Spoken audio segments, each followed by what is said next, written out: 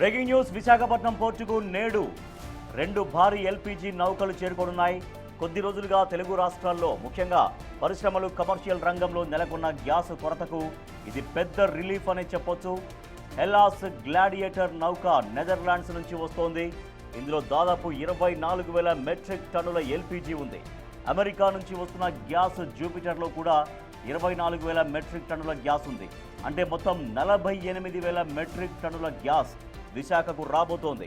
పశ్చిమాసియా సంక్షోభం వల్ల సరఫరా ఆగకుండా ఉండేందుకు ప్రభుత్వం అమెరికా, ఐరోపా దేశాల నుంచి ఈ గ్యాస్ను దిగుమతి చేసుకుంటోంది.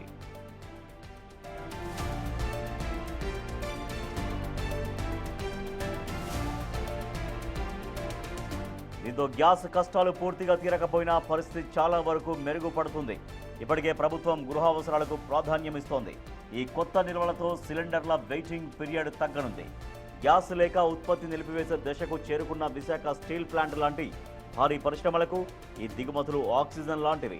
హోటళ్లు, హాస్టళ్లకు ప్రభుత్వం గ్యాస్ కోటాను పెంచే అవకాశం ఉంది.